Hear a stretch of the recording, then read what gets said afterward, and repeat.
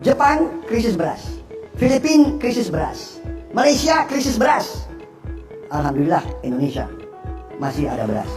Alhamdulillah sampai saat ini yang mengeluarkan beras 30 kali ganda lebih besar daripada kita, yang rakyat dia hanya lebih kurang 1 kali ganda, 1,5 kali ganda besar daripada kita. Beras dia 30 kali ganda daripada kita.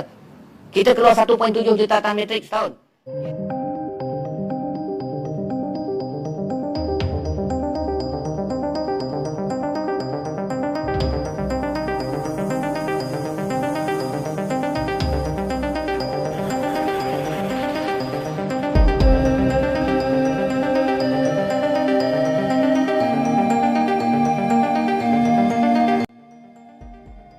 Se-Malaysia menjerit, usai terancam kelaparan masak, Dewan Rakyat Johari Abdul mencadangkan agar rakyat Malaysia menggantikan nasi dengan ubi kayu sebagai langkah sementara. Indonesia tolak ekspor beras ke negeri jiran Malaysia karena hal ini. Namun sebelum kita lanjut ke berita terlengkapnya, alangkah baiknya bagi kalian untuk menekan tombol like terlebih dahulu. Dan yang belum subscribe, tolong subscribe channel ini dulu. Karena 1 like dan 1 subscribe dari kalian itu ternyata bisa menambah pundi-pundi pahala untuk kalian. Dan bagi orang baik yang sudah subscribe dan like channel ini, saya pribadi ucapkan terima kasih dan yuk, langsung saja kita ke pembahasannya. Negara yang dari dulu suka pamer, suka meniru dan klaim budaya negara lain, dan yang suka menghina Indonesia negara miskin. Sekarang malah kaya seperti orang zaman batu. Bodohnya enggak tanggung-tanggung. Langsung masuk goa, masuk lubang krisis pangan. Salah satu krisis pangan yang dilanda Malaysia kini utamanya stok beras di Malaysia sekarang sudah habis. Bahkan Perdana Menteri Malaysia Anwar Ibrahim mengusulkan rakyat Malaysia untuk menjadikan ubi kayu singkong sebagai alternatif kepada beras.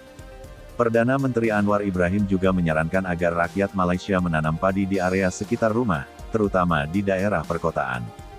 Anwar Ibrahim menyebut beberapa penyebab bencana krisis beras di Malaysia disebabkan oleh berbagai faktor seperti pertambahan populasi penduduk Bangladesh di Malaysia juga kini makin pesat seperti jamur. Hampir di semua kota besar di Malaysia sekarang seperti dijajah Bangladesh. Warga Bangladesh menjadi tenaga kerja asing terbesar di Malaysia, menduduki posisi puncak sebagai pekerja malas dan punya keterampilan rendah. Faktor lain adalah mayoritas petani aktif di Malaysia kini banyak yang berusia 60 tahun ke atas. Sementara generasi muda di Malaysia malas menekuni profesi sebagai petani. Selain itu, puluhan hektar lahan pertanian di Malaysia telah beralih fungsi menjadi area perumahan dan industri sehingga lahan yang digunakan untuk pertanian pun kian habis. Kondisi di Malaysia kini semakin tragis tapi juga lucu. Selain seperti dijajah orang-orang Bangladesh, Malaysia juga kemarin menggadaikan kedaulatan negara mereka ke Amerika Serikat. Sibuk pasang badan buat Donald Trump seolah berharap dapat stempel negara favorit. Sekarang muncul episode baru. Datang ke Indonesia untuk minta impor beras. Minta guys bukan ngejual, bukan kerja sama strategis tapi mengharap kita punya cadangan beras yang cukup supaya bisa mereka beli.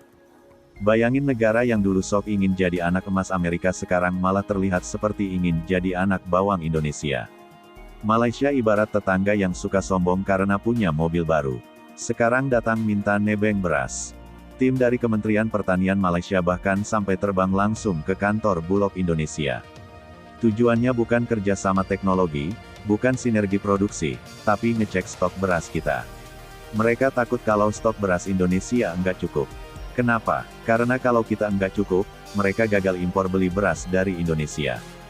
Jadi sekarang masa depan pangan Malaysia terserah Indonesia. Kalau ini bukan definisi keterpurukan, saya tidak tahu lagi apa. Pertanyaannya, kok bisa Malaysia, negara yang katanya lebih maju, sekarang sampai krisis beras begini? Apakah ini karma politik karena kebijakan yang ngawur atau kutukan dari kesombongan mereka?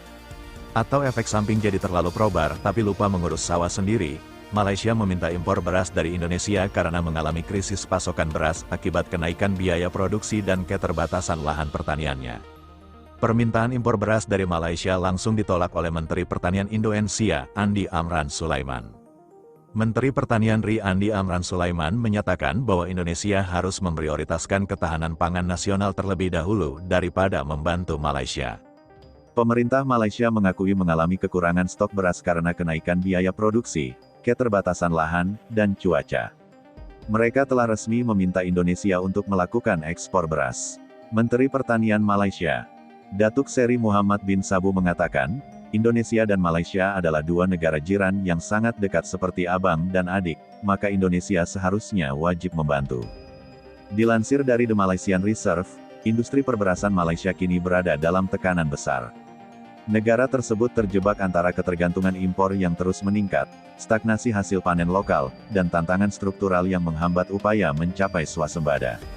Rasio swasembada beras SSR Malaysia turun menjadi 56,2% pada 2023, turun 6,4% dari tahun sebelumnya. Adapun pemerintah Malaysia menargetkan SSR 75% pada 2025. Namun banyak pihak menilai target itu kian jauh dari jangkauan. Bahkan BIM Securities menyebut target tersebut sebagai misi yang mustahil.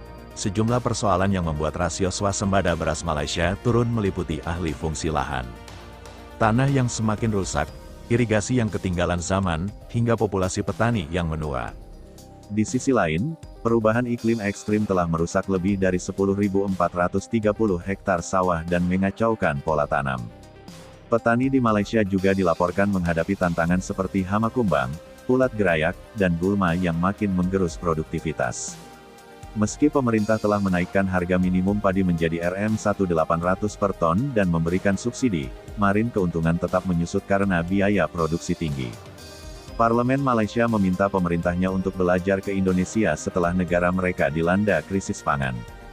Mereka menganggap Indonesia sebagai contoh sukses yang mampu memenuhi kebutuhan pangan domestik selama lebih dari 1 dekade terakhir. Dalam kesempatan yang sama, seorang anggota parlemen lainnya juga melakukan protes kelangkaan beras lokal dan naiknya beras impor di Malaysia. Dia bahkan menyindir pemerintahan yang berkuasa dengan sebuah nyanyian berjudul Andai Kau Tahu.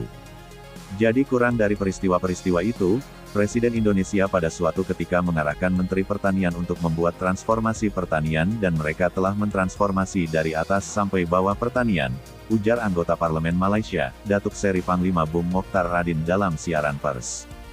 Mokhtar mengatakan kebijakan impor memang lumrah terjadi hampir di semua negara. Akan tetapi apabila harga beras impor jauh lebih mahal dari beras lokal, maka pemerintah wajib mengambil langkah dan kebijakan tepat bagi kepentingan rakyat Malaysia.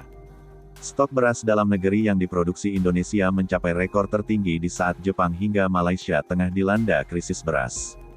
Melansir dari akun Instagram Gatstud.id, Jumat tanggal 25 April tahun 2025, Indonesia memiliki stok beras tertinggi dalam 2 dekade terakhir di tengah krisis beras yang melanda berbagai negara akibat menipisnya stok beras. Sementara itu, stok beras yang dimiliki Indonesia didukung oleh peningkatan produksi dan penyerapan di awal tahun. Adapun krisis beras yang melanda sejumlah negara dipicu dari perubahan iklim dan ketergantungan impor yang menjadi pemicu utama. Di Jepang, beras domestik dibanderol Rp842 yen atau Rp100.000 per kek.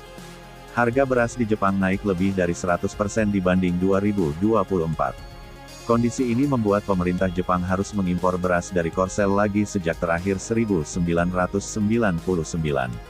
Yeah.